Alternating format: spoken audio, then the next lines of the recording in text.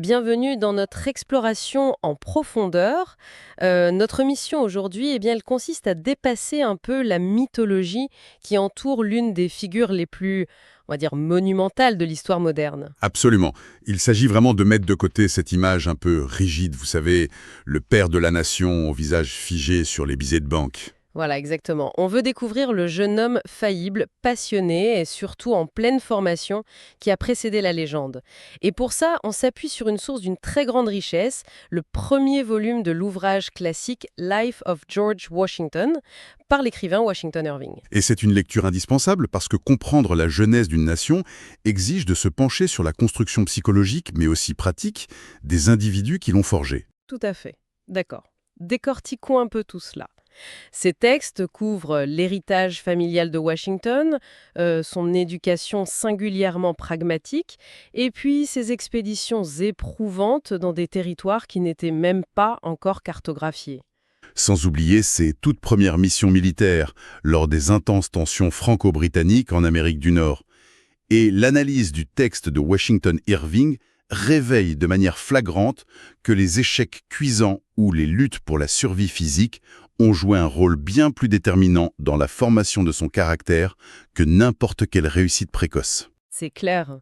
Et il est fascinant de constater que ces premières missions s'apparentent bien plus à des catastrophes tactiques qu'à des triomphes glorieux. L'objectif, pour ceux qui nous écoutent, c'est de comprendre comment un adolescent mal à l'aise en société, qui rédigeait des poèmes maladroits, a pu accumuler les expériences nécessaires pour devenir un leader capable de défier un empire. Nous entrons ici dans une atmosphère très analytique. Le parcours de ce jeune homme offre une étude de cas assez remarquable sur la manière dont la résilience s'acquiert par la confrontation directe avec des réalités impitoyables. Ouais, des réalités vraiment rudes. Mais l'évolution de ce personnage nécessite de remonter bien avant sa naissance, en examinant les racines même de sa lignée. L'image de George Washington est tellement ancrée dans le contexte colonial américain qu'il est très surprenant de lire les premiers chapitres de l'ouvrage d'Irving. Oui, ça nous ramène très loin en arrière. Bah oui, ça nous ramène carrément à une lignée de chevaliers en armure dans l'Europe médiévale. Ce qui est fascinant ici, c'est la continuité d'un certain ethos militaire. En fait, les sources remontent jusqu'au XIe siècle, juste dans la foulée de la conquête normande de l'Angleterre. Les ancêtres de la famille portaient initialement le nom normand de William de Hepburn. De Elburn? Oui, le texte mentionne le Bolden Book. C'est un registre foncier qui date de 1183 et qui indique que cette famille a échangé un village contre un manoir nommé Wishington. Ils ont alors adopté ce nom, qui s'est progressivement transformé en Washington. Mais la nuance cruciale réside dans leur statut. Ils étaient des chevaliers rattachés à l'évêché palatin de Durham. Alors là, il faut sans doute préciser ce qu'impliquait cet attachement à un évêché palatin à cette époque précise. Parce qu'aujourd'hui, le terme évoque une fonction purement religieuse. Pas du tout en effet. C'était en réalité une fonction hautement stratégique. Cet évêché palatin de Durham constituait une zone tampon militarisée. C'était une ligne de défense constante au nord de l'Angleterre pour repousser les invasions écossaises récurrentes. Donc ils étaient toujours sur le pied de guerre, quoi. Exactement. Ces chevaliers vivaient dans un état d'alerte permanent. Le devoir militaire n'était pas un concept abstrait, c'était une exigence quotidienne de survie et de service. Le texte illustre cette tradition de loyauté martiale inébranlable en citant l'exemple de Sir Henry Washington des siècles plus tard, lors de la guerre civile anglaise. Ah oui, l'épisode de Worcester. C'est ça. En 1646, Sir Henry a défendu la ville de Worcester, avec une garnison affamée et complètement épuisée. Et il a refusé catégoriquement de capituler face aux forces parlementaires sans avoir reçu l'ordre direct de son roi. C'est un héritage martial très imposant, mais la transition vers la réalité de la classe moyenne terrienne en Virginie s'accompagne d'une rupture assez brutale. Le jeune George n'a que 11 ans lorsque son père Augustine Washington décède prématurément. Un événement tragique qui change tout ? Complètement. C'est un effondrement de la structure familiale classique de l'époque, et c'est à ce moment précis que la figure de sa mère, Mary Washington, devient centrale. Elle se retrouve veuve, chargée d'une famille nombreuse et de la gestion de vastes propriétés agricoles très complexes. Une charge colossale pour l'époque. Vraiment. Et d'ailleurs, le livre de chevet de cette femme semble avoir eu un impact disproportionné sur le développement de son fils. Oui, la source insiste lourdement sur l'influence des contemplations, morales et divines, rédigées par Sir Matthew Hale. Il s'agissait d'un manuel que Mary Washington lisait de manière quotidienne à ses enfants. C'était pas juste une lecture avant de dormir, hein, pour le coup. Non, ce n'était pas une simple lecture pieuse. Le texte contenait des maximes d'une grande sévérité sur la justice, sur l'intégrité absolue, le rejet de la vanité et le contrôle strict de ses propres émotions. George Washington a conservé ce manuel avec lui tout au long de sa vie. C'est dire l'impact. Absolument. La boussole morale, qui est souvent perçue comme un peu rigide chez lui, trouve ses fondations directes dans l'application littérale des leçons de ce livre, imposées par une mère à la discipline de fer. Développons un peu cela, car cette rigueur morale s'accompagne d'une éducation intellectuelle extrêmement atypique pour un futur chef d'État. Très atypique, oui. Parce que les jeunes hommes de la haute société virginienne de l'époque, en général, on les envoyait en Angleterre pour parfaire leur éducation. Ils devaient étudier le latin, lire les classiques grecs, maîtriser la rhétorique. Tout le cursus classique. Voilà. Mais l'éducation formelle de George, en revanche, elle s'arrête très tôt. Ces cahiers d'école, qui sont scrupuleusement conservés depuis l'âge des 13 ans, ils ne contiennent aucune poésie classique. Ils sont remplis de copies de documents juridiques, de factures commerciales, de contrats de vente foncière et de billets à ordre. Et l'analyse de ces cahiers révèle l'acquisition précoce d'une mentalité d'auditeur comptable. Ce n'est pas simplement l'histoire d'un enfant qui fait des exercices d'écriture pour passer le temps. C'est beaucoup plus structurant. Exactement. L'éducation pragmatique qu'il reçoit structure littéralement son esprit pour la gestion de systèmes complexes. La propreté et l'exactitude maniaque de ses calculs à l'adolescence préfigurent vraiment la manière dont il abordera la guerre plus tard. C'est-à-dire, Eh bien, pendant la Révolution américaine, face à une armée continentale sous-financée et sous-équipée, cette capacité acquise à 13 ans de calculer les rations, de gérer la logistique avec précision et d'auditer des ressources limitées, c'est ce qui fera la différence entre le maintien de l'armée et sa dissolution pure et simple. c'est fou de se dire que des exercices de comptabilité ont pu sauver une armée. Et cette rigueur intellectuelle contrastait avec un développement physique hors norme. La source mentionne cet exploit musculaire assez célèbre, où l'adolescent lance une pierre à travers les eaux tumultueuses de la rivière Rappahannock. Une force de la nature. Ouais. Pourtant, cette montagne de muscles, très méthodique, cachait une grande fragilité émotionnelle. À l'âge de 15 ans, ses journaux intimes trahissent un chagrin d'amour profond pour une jeune fille qu'il nomme mystérieusement la Lowland Beauty. Ah, la fameuse beauté des Basses-Terres. C'est ça. Il noircit des pages de brouillons de poèmes particulièrement maladroits en décrivant son âme tourmentée par Cupidon. L'image d'un adolescent terrifié par les interactions sociales, incapable de déclarer sa flamme et souffrant en silence. Ça offre un contrepoint vraiment fascinant à son image publique ultérieure. Et cette vulnérabilité relationnelle est essentielle pour comprendre la suite de son parcours. Son inaptitude à briller dans les salons de la haute société virginienne le pousse à chercher une autre voie de validation. Pour compenser, en quelque sorte, C'est ça. Pour l'éloigner de cette mélancolie amoureuse, sa famille l'oriente vers un travail de terrain, concret. À peine âgé de 16 ans, en 1748, il est engagé pour réaliser des relevés topographiques au-delà des montagnes Blue Ridge. C'est un territoire encore largement perçu comme une frontière sauvage, et il fait ça pour le compte de Lord Fairfax. ce Lord Fairfax, il apporte une dimension romanesque assez inattendue au récit. C'est un noble anglais immensément riche qui possède des millions d'acres en Virginie et qui s'est exilé dans les colonies après avoir été publiquement humilié. Laissé devant l'autel. Exactement, abandonné devant l'autel par sa fiancée qui était attirée par un parti jugé plus avantageux. C'est donc sous le patronage de cet homme excentrique que le jeune Washington subit le choc frontal de la vie sauvage. Le confort de la plantation de Mount Vernon disparaît instantanément. Le contraste est total. Et la source décrit d'ailleurs sa première nuit chez un colon de la frontière. Lui, il s'attendait à des draps propres, mais il se retrouve à dormir sur une paillasse misérable recouverte d'une couverture abîmée, grouillant littéralement de punaises et d'insectes. Et l'adaptation à cet environnement austère agit comme un rite de passage fondamental. Il apprend à dormir à même le sol, près du feu, à se nourrir d'œdins de sauvages rôtis sur des branches, à ignorer les intempéries et à traverser des rivières gonflées par les pluies à la nage, avec sa monture. Une vraie école de la survie. Oui, c'est également lors de ces expéditions d'arpentage qu'il observe pour la première fois les peuples autochtones. Le texte relate sa présence lors d'une danse de guerre amérindienne, éclairée par un grand feu, au rythme d'un tambour fait d'une peau de cerf tendue sur une marmite d'eau. Une immersion totale. Complètement. Cette immersion lui confère une compréhension de la géographie physique et humaine de la frontière. Une compréhension qui fera cruellement défaut à la plupart des officiers britanniques de haut rang par la suite. Pendant que ce jeune homme cartographie des parcelles de forêt, un conflit d'une ampleur continentale se prépare autour de lui. L'enjeu géopolitique majeur de l'époque se concentre sur l'immense et riche vallée de l'Ohio. Le centre de toutes les attentions. Oui, et les revendications sur ces territoires sont multiples, très complexes et au final, totalement irréconciliables. L'analyse des revendications concurrentes illustre parfaitement l'arrogance des puissances coloniales, il faut bien le dire. Et ici, nous nous contentons de rapporter les faits de manière impartiale. Les Français, par exemple, fondent leur légitimité sur le principe du droit de découverte. En s'appuyant sur les premières expéditions. Voilà. Ils s'appuient sur les expéditions historiques de La Salle et du Père Marquet en affirmant que la découverte du fleuve Mississippi leur donne la souveraineté sur l'intégralité des terres drainées par ce fleuve et tous ses affluents. Ce qui inclut la vaste rivière Ohio. Exactement. Et pour matérialiser cette revendication, des officiers comme Céloron de Bienville enterrent littéralement des plaques de plomb gravées aux confluences stratégiques. Une méthode très physique de marquer son territoire. C'est ça. La perspective britannique, de son côté, est tout aussi impérialiste, mais juridiquement différente. Les Anglais s'appuient sur un traité signé avec la Confédération iroquoise, les 6 nations. Le fameux traité. Le problème fondamental de ce traité, c'est que les Iroquais cédaient des terres dans la vallée de l'Ohio qu'ils ne possédaient pas réellement. Ils y exerçaient seulement une forme d'hégémonie militaire. Les véritables habitants de la vallée, comme les Lénape ou les Shonais, se retrouvaient pris au piège de ces accords diplomatiques lointains.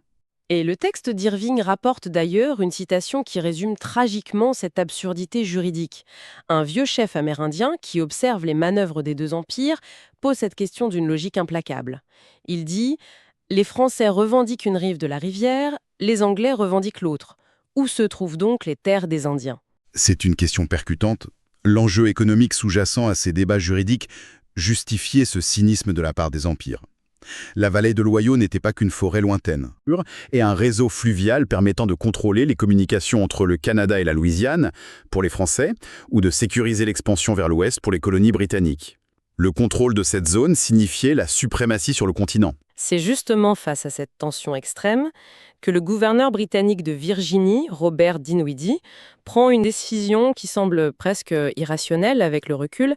Fin 1753, en plein cœur d'un hiver qui s'annonce redoutable, il doit envoyer un émissaire officiel à des centaines de kilomètres à l'ouest. Une mission suicide presque. À travers des montagnes gelées, pour remettre un ultimatum au commandant militaire français. C'est là que ça devient vraiment intéressant. Car pour cette mission d'une importance géopolitique critique, il choisit George Washington, qui vient tout juste de célébrer ses 21 ans. 21 ans, c'est très jeune, mais le choix de Dinwiddie s'explique par la combinaison rare que représente Washington. D'un côté, une résistance physique prouvée par ses années d'arpentage, et de l'autre, un statut social suffisant pour agir en tant qu'émissaire officiel. Et il avait les deux casquettes. Oui, cette mission constitue un véritable baptême diplomatique du feu. Washington se retrouve face à des vétérans de l'Empire français. La première rencontre majeure se déroule avec le capitaine Jonker. Un personnage haut en couleur. Un officier aguerri, oui, qui maîtrise les dialectes autochtones et comprend intimement la psychologie de la frontière. Jonker orchestre un banquet en faisant circuler le vin avec abondance, dans l'espoir évident de relâcher la méfiance du jeune émissaire américain et de ses alliés autochtones. Et le récit de ce dîner est vraiment captivant.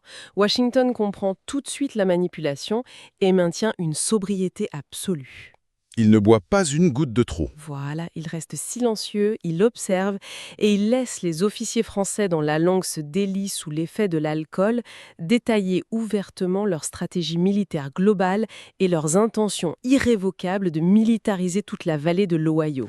Une aubaine pour les renseignements britanniques. Complètement. Jonker va même jusqu'à tenter de corrompre les alliés amérindiens qui accompagnent Washington, notamment un chef d'une importance stratégique majeure qu'on surnomme le Half King. Il faut vraiment toute la persuasion de Washington pour extraire le Half King de cette influence alcoolisée et poursuivre la mission jusqu'au quartier général français, qui est commandé par le chevalier de Saint-Pierre. Le contraste entre les deux officiers français, Jonker et Saint-Pierre, est édifiant. Le chevalier de Saint-Pierre est un aristocrate vieillissant, membre de l'ordre de Saint-Louis, incarnant la courtoisie formelle de l'Ancien Régime. Très différent de l'ambiance du banquet. Totalement. Il reçoit Washington avec un respect diplomatique impeccable. Il accepte la lettre du gouverneur Dinwiddie, mais refuse fermement toute concession territoriale.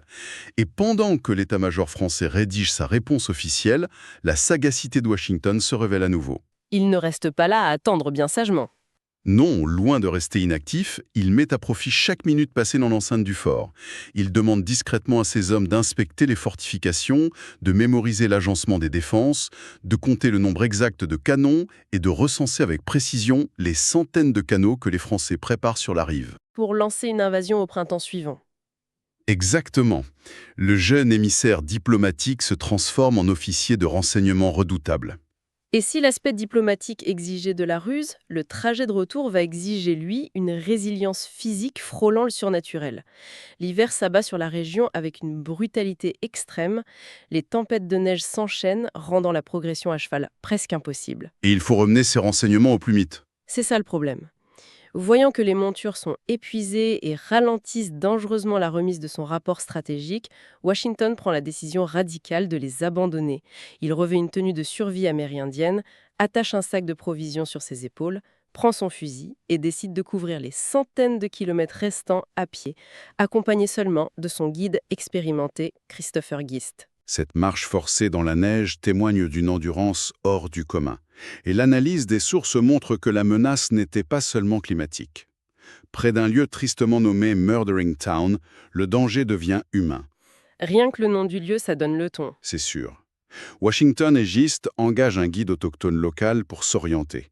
Mais le comportement de cet homme devient rapidement suspect. Il propose de porter le fusil de Washington, ce que ce dernier refuse évidemment. Heureusement. Puis, il tente de les dévier de leur route vers sa propre cabane. Soudainement, dans une clairière, à seulement 15 pas de distance, le guide se retourne brusquement, épaule son arme et tire directement sur les deux hommes. À 15 pas, c'est presque à bout portant. Et par un miracle inexplicable, la balle ne touche personne. Gist, qui est un homme de la frontière rompu à cette violence, bondit sur le tireur, le neutralise et veut l'exécuter sur le champ. Ce qui aurait été la norme dans cette situation. Sauf que la réaction de Washington est stupéfiante de retenue. Il s'oppose fermement à la mise à mort de l'homme. Il désarme le guide, font semblant de croire que le coup de feu était un signal accidentel, le laisse partir au crépuscule, puis entame une marche d'évasion frénétique. Sans s'arrêter. Voilà. Ils avancent toute la nuit sans s'arrêter, en s'orientant à la boussole dans l'obscurité totale de la forêt gelée, pour semer les complices probables du tireur. Épargner ce guide relève d'une humanité assez étonnante pour l'époque. Mais maintenir l'effort physique intense d'une marche nocturne ininterrompue juste après une tentative d'assassinat, cela démontre un contrôle nerveux exceptionnel. Le mental a pris le dessus. Et l'épreuve culmine en atteignant les rives de la rivière Allegheny. L'espoir de Washington était de trouver le fleuve entièrement gelé pour le traverser à pied. La réalité géographique est bien plus cruelle. Le gel n'a pris que sur les rives, tandis qu'au centre, un courant d'une violence inouïe charrie d'énormes blocs de glace. Et le niveau de précarité est total. Ils ne possèdent qu'une seule hachette, dont la lame est émoussée en plus. Ils abattent des arbres et passent une journée entière, complètement épuisés, à assembler un radeau de fortune. Au milieu de la traversée, la catastrophe survient. Le radeau est percuté et bloqué par les glaces. Le scénario catastrophe. Dans cette eau, la mort est presque immédiate. Il frôle la noyade, il lutte contre le courant et parvient in extremis à s'agripper à un rondin du radeau.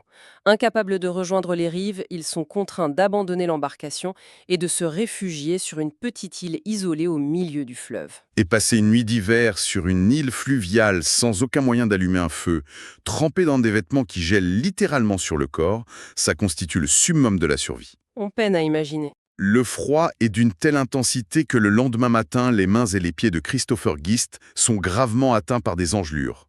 Paradoxalement, cette température glaciale extrême est leur salut.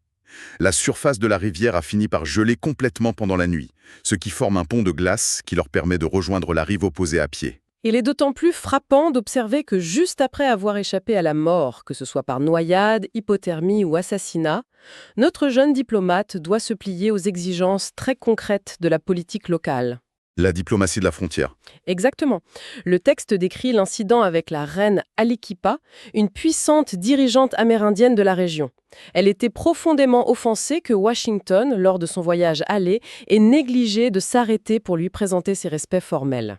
Une erreur protocolaire dangereuse. Et la gestion de cette crise diplomatique est très loin des salons raffinés européens. Pour apaiser sa colère et s'assurer de sa bienveillance, Washington lui offre son vieux manteau d'hiver en laine, en watchcoat, et lui remet une bouteille de rhum. Le journal de Washington note avec un pragmatisme très froid que la bouteille de rhum fut l'offrande la plus chaleureusement accueillie par Sa Majesté. Et si l'on relie cela à la situation globale, la pertinence de cette anecdote réside dans l'enseignement tactique qu'en tire Washington.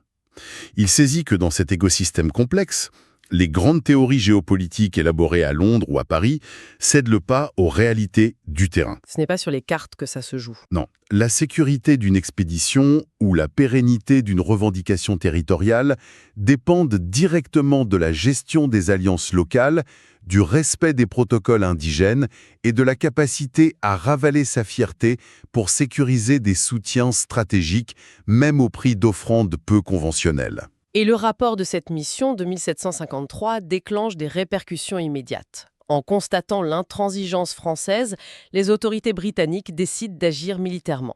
En 1754, Washington repart dans l'Ohio. Il porte désormais le grade de lieutenant-colonel et commande un modeste détachement de miliciens avec pour instruction de construire un fort à la confluence des rivières. Et les choses dégénèrent vite. Au cours de cet affrontement bref mais chaotique, le commandant de la troupe française, un officier nommé Jumonville, est tué. Le point de bascule. C'est le premier engagement armé de Washington. C'est la première fois qu'il donne l'ordre d'ouvrir le feu.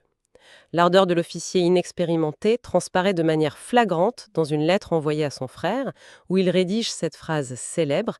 Il dit « J'ai entendu siffler les balles, et croyez-moi, il y a quelque chose de charmant dans ce son. » Oui, et la source prend le soin de préciser la réception de cette lettre à Londres.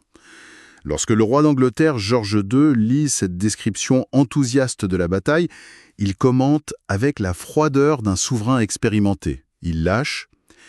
Il ne dirait pas cela s'il en avait entendu beaucoup. Il avait bien cerné le jeune homme.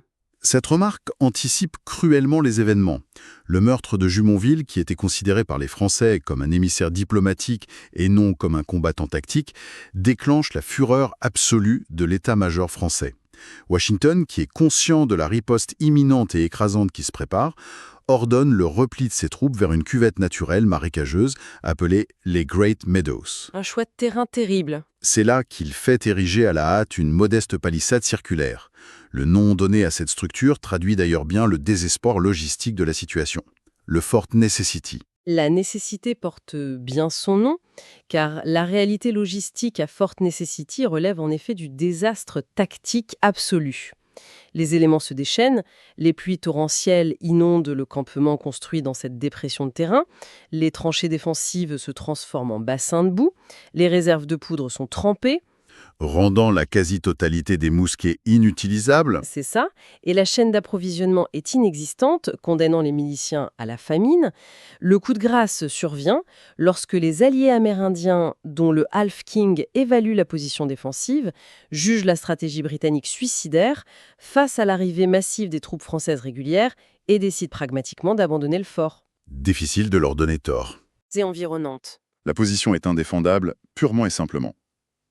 À la tombée de la nuit, sous une pluie ininterrompue, les forces françaises proposent des pourparlers pour discuter d'une reddition. Et c'est ici que survient une erreur de traduction aux conséquences internationales majeures. Ah oui, l'épisode du traducteur. Le seul officier de l'état-major de Washington maîtrisant correctement la langue française est gravement blessé et incapable de traduire. Washington fait donc appel à Jacob van Braam, un capitaine d'origine néerlandaise qui officiait auparavant comme maître d'armes. Pas vraiment un linguiste qualifié, donc. Pas du tout.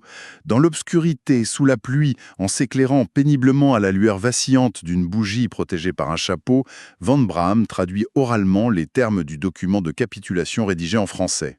Le problème, c'est que le texte français justifie l'attaque en décrivant la mort de Jumonville avec le terme « assassinat ». La question de la responsabilité de Van Braam s'est posée, bien sûr. A-t-il intentionnellement trompé son commandant ? Parce que Washington appose sa signature sur un document qui l'accuse formellement d'avoir commandité l'assassinat politique d'un émissaire. C'est une accusation lourde, mais l'analyse minutieuse du contexte dissipe l'hypothèse d'une trahison de la part de Van Braam. Il s'agissait fondamentalement d'une incompétence linguistique qui a été aggravée par des conditions météorologiques et psychologiques extrêmes. Une tempête parfaite d'erreurs. Voilà. Van Braam ne maîtrisait ni les subtilités du vocabulaire juridique français, ni son équivalent en anglais. Il a traduit verbalement le terme par des mots comme mort ou perte. Washington a signé en toute bonne foi en pensant simplement acter la fin de la bataille, L'appareil de propagande français utilisera ce document, signé de la main même de Washington, pour accuser officiellement la couronne britannique de meurtre de sang-froid et déclencher ce qui deviendra la guerre de 7 ans à l'échelle mondiale. C'est incroyable. Alors, qu'est-ce que tout cela signifie pour la carrière naissante de cet officier? Washington rentre en Virginie avec des troupes défaites, ayant perdu le contrôle de la vallée de l'Ohio. L'humiliation publique est immense. Mais la source révèle que le choc le plus profond provient de la structure militaire britannique elle-même. Le système en lui-même le rejette? Oui, car les décrets gouvernementaux stipulent que tout officier détenant une commission royale britannique, même du grade le plus bas, détient automatiquement la préséance sur n'importe quel officier provincial américain de rang supérieur. De plus, les soldats coloniaux reçoivent une solde largement inférieure. L'inégalité institutionnalisée. Confronté à cette ségrégation, jugeant inacceptable d'être dégradé et sous-payé après avoir versé son sang et risqué sa vie pour l'Empire, Washington prend une décision radicale.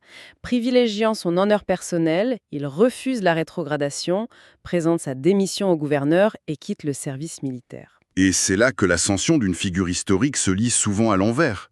La synthèse des événements relatés dans ce volume offre une clé de lecture indispensable. Ce ne sont pas des fulgurances stratégiques ou des triomphes sur les champs de bataille qui ont instruit le futur père fondateur. Non, c'est l'inverse. Sa méthodologie de commandement s'est bâtie sur la gestion systémique de la catastrophe. Survivre à l'incompétence d'un traducteur dans l'obscurité d'une tranchée inondée, extraire ses hommes d'un encerclement mortel provoqué par une erreur tactique, frôler la noyade sur un radeau mal conçu en plein hiver. L'excellence ultérieure de Washington repose sur sa capacité exceptionnelle à digérer ses échecs successifs pour en extraire des protocoles d'action rigoureux, totalement affranchis de l'arrogance théorique des états-majors européens.